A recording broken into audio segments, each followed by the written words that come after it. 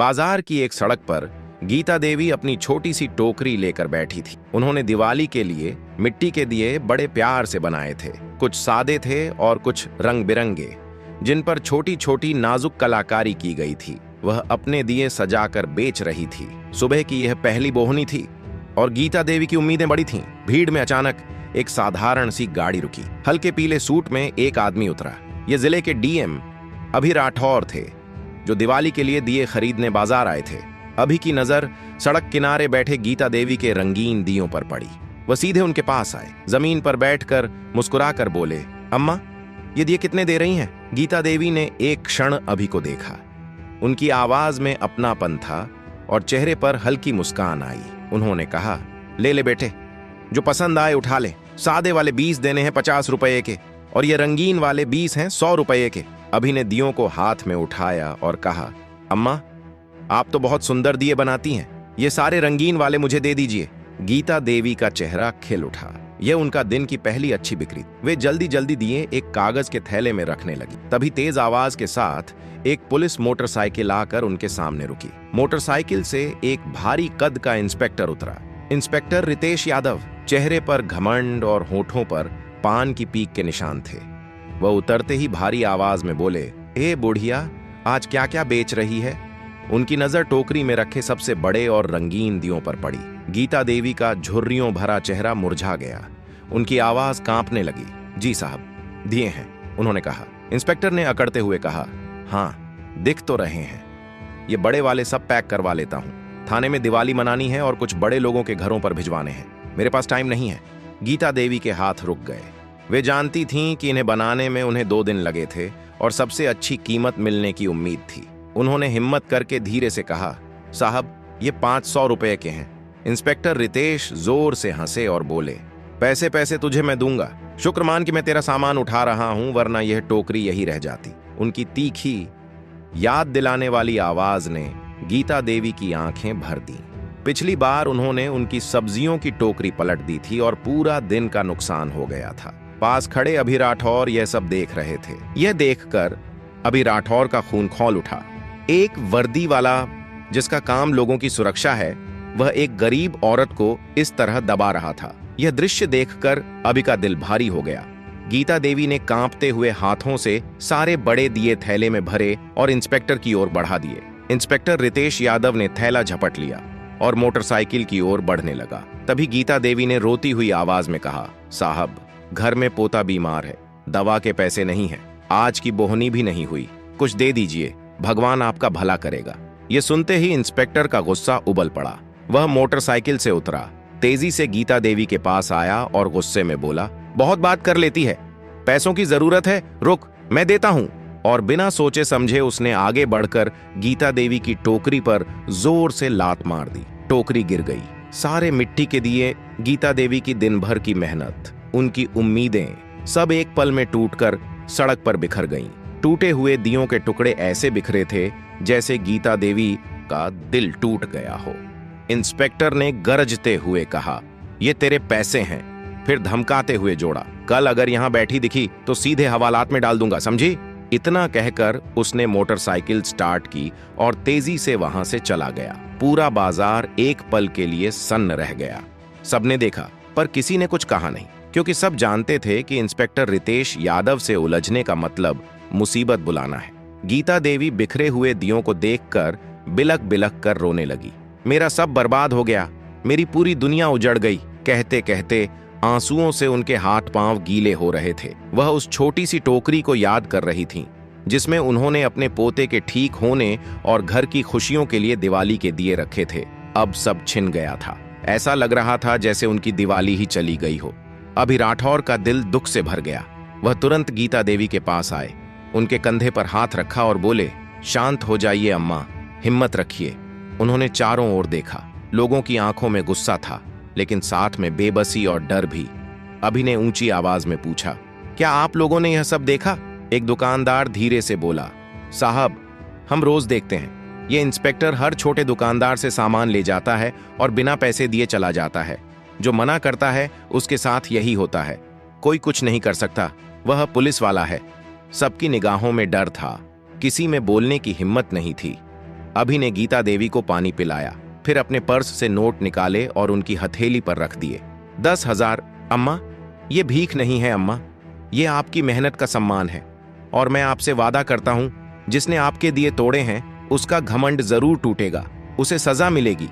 गीता देवी ने नम आंखों से अभि को देखा और बोली, तू नहीं जानता बेटे, वह बहुत खतरनाक आदमी है, उसके पीछे बड़े बड़ों का हाथ है, इस चक्कर में मत पड़ना, वह तेरा भी नुकसान कर देगा। अभि मुस्कुराए और बोले, आप मेरी चिंता मत कीजिए अम्मा, बस अपना पता बता दीजिए। थोड़ी हिचकिचाहट के बाद गीता देवी ने अपनी झोपड़ी का पता बता दिया। अभि ने कहा, कल मैं आपसे मिलने आऊंगा। फिर वह वहां से चले गए, लेकिन उनके मन से बेचैनी हटने का नाम नहीं ले रही थी। रात भर अभि राठौर उस दृश्य को सोचते रहे, एक जालिम इंस्पेक्टर, डरे हुए लोग और सड़क पर बिखरे हुए दिए। ये तस्वीरें उनकी आंखों से निकल नहीं रही थीं। अगले दिन सुबह अभि अपने दफ्तर पहुंचे, पर आज वह अपनी डीएम की कुर्सी पर सिर्फ अफसर बनकर नहीं बैठे थे। आज वह एक मिशन के साथ आए थे। सबसे पहले उन्होंने शहर की एसपी गिलू राठौर को फोन किया। गिलू तेज तर्रार और ईमानदार आईपीएस अधिकारी थीं और अभि की अच्छी दोस्त भी। अभि ने कहा, गिलू, मुझे 10 मिनट में ऑफिस में मिलना है, बहुत जरूरी काम है। ठीक 10 मिनट बाद गिलू राठौर अभि के केबिन में थीं। उन्होंने पूछा, सब ठीक तो है? आप काफी टेंशन में लग रहे हैं। अभि ने कल बाजार में हुई पूरी घटना बता दी, कैसे इंस्पेक्टर रितेश यादव ने एक गरीब बुजुर्ग औरत के साथ बदतमीजी की और उसके दिए तोड़ दिए। गिलू के चेहरे पर गुस्सा साफ दिख रहा था। उन्होंने कहा, रितेश की शिकायतें पहले भी आई हैं, लेकिन पुख्ता सबूत नहीं मिलते। ऊपर से एक लोकल नेता एमएलए बहादुर रेड्डी का भी हाथ है, इसलिए सीधे कार्रवाई करना मुश्किल है। अभि ने सिर हिलाकर कहा, इसीलिए मैं उसे पकड़ना चाहता हूं। मेरे पास एक प्लान है और इसमें मुझे तुम्हारी मदद चाहिए। अभि ने पूरा प्लान समझाया। सुनते ही गिलू की आंखों में चमक आ गई। जबरदस्त प्लान है, आज ही काम होगा। मैं अपनी भरोसेमंद टीम लगा देती हूँ, चिंता मत कीजिए। आज रितेश का कानून से सामना होगा। तैयारियों की रूपरेखा तय हो गई। शाम ढल रही थी, बाजार फिर से सज चुका था। डर के कारण गीता देवी आज बाजार नहीं आई थीं, लेकिन अभि के वचन से उन्हें थोड़ी उम्मीद जरूर थी। बाजार में उसी पुरानी जगह पर अब एक ठेला लगा था। ठेले पर रंग बिरंगे पटाखे सजे थे। ठेले के पीछे करीब 45 साल की एक औरत खड़ी थी और उसके साथ एक लड़का ग्राहकों को सामान दिखा रहा था। यह कोई और नहीं बल्कि एएसपी गिलू की टीम के पुलिसकर्मी मंजू और नंदू थे, जो भेष बदलकर वहां मौजूद थे। सब्जी वाला, चाय वाला और आसपास के दुकानदार सब अलग अलग जगह पुलिसकर्मी बनकर तैनात थे। हर किसी के पास छिपा हुआ माइक्रो कैमरा और ईयरपीस था। पास ही एक गाड़ी में अभि राठौर और एसपी गिलू निगरानी कर रहे थे। गाड़ी में लगे लैपटॉप पर सभी कैमरों की लाइव फीड चल रही थी। एक आवाज गिलू के ईयरपीस में गूंजी, मैडम, सब अपनी पोजीशन में हैं। गिलू ने कहा, बस इंतजार करो। घड़ी की सुई आगे बढ़ रही थी। सबका दिल तेज तेज धड़क रहा था। क्या इंस्पेक्टर रितेश आएगा? क्या प्लान काम करेगा? तभी दूर से मोटरसाइकिल की वही जानी पहचानी आवाज आई।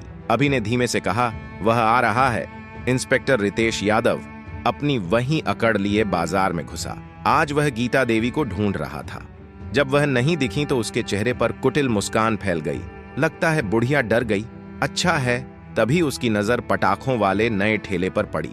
वह सीधे ठेले के पास गया और रौब से पूछा, कौन हो तुम लोग और वह बुढ़िया कहाँ है जो यहाँ बैठती थी? भेष बदले पुलिसकर्मी महिला ने कहा, साहब, हम किसी बुढ़िया को नहीं जानते, जगह खाली थी तो ठेला लगा लिया। बताइए क्या सेवा करें? रितेश की नजर महंगे बड़े पटाखों के सेट पर पड़ी। उसने हुक्म दिया, यह वाला सेट पैक कर, बच्चों के लिए ले जाना है। नंदू ने कहा, जी साहब, 500 का है। रितेश ने घूरते हुए कहा, पैसे मुझसे मांगेगा? जानता नहीं मैं कौन हूं? इस बाजार में धंधा करना है या नहीं? नंदू जानबूझकर बोला, साहब, हम गरीब लोग हैं, पेट पालना होता है। आप बड़े अफसर हैं, आप ही रहम नहीं करेंगे तो कौन करेगा? रितेश का पारा चढ़ गया। उसने नंदू का कॉलर पकड़ लिया और चिल्लाया, जुबान लड़ाता है मेरे साथ? चल निकाल, आज की सारी कमाई निकाल, तुझे बताता हूं पुलिस से जुबान लड़ाने का नतीजा। गाड़ी में बैठे अभि ने गिल्लू की ओर देखा। गिल्लू ने ईयरपीस पर आदेश दिया, मूव इन नाउ। रितेश कुछ समझ पाता। उससे पहले ही चारों तरफ से ग्राहक, सब्जी वाले और चाय वाले बने पुलिसकर्मी उसे घेर चुके थे। पटाखे बेच रही महिला और नंदू अपनी असली पहचान में आ गए। उन्होंने रितेश का हाथ पकड़कर जोर से झटका। हक्का बक्का रितेश अपनी आंखों पर विश्वास नहीं कर पा रहा था। ये सब क्या है? तुम लोग कौन हो? वह चिल्लाया। तभी एक गाड़ी का दरवाजा खुला। एसपी गिलू राठौर अपनी वर्दी में बाहर निकली। उनके पीछे पीछे डीएम अभि राठौर भी उतरे। उन्हें देखते ही रितेश के पैरों तले जमीन खिसक गई। चेहरा सफेद पड़ गया। वह समझ गया वह बुरी तरह फंस चुका है। अभि ने शांत लेकिन सख्त आवाज में कहा, हाँ इंस्पेक्टर रितेश यादव, हम यहीं हैं, तुम्हारा खेल देखने और वह असली चेहरा देखने जो तुम गरीब और बेबस लोगों को दिखाते हो। तुम्हारी हर धमकी और हर वसूली सब कुछ कैमरे में रिकॉर्ड हो चुका है। गिल्लू राठौर ने कहा, तुम्हें तुम्हारे पद का दुरुपयोग करने और जनता को परेशान करने के जुर्म में गिरफ्तार किया जाता है। 2 हवलदार आगे बढ़े और रितेश यादव के हाथों में हथकड़ी पहन दी। कल तक पूरा बाजार जहां दहशत से खामोश था, आज वहीं इंस्पेक्टर रितेश यादव सिर झुकाए खड़ा था, एक अपराधी की तरह। बाजार के लोग जो कल डर के मारे चुप थे, धीरे धीरे बाहर निकलने लगे। उनकी आंखों में डर की जगह अब उम्मीद की चमक थी।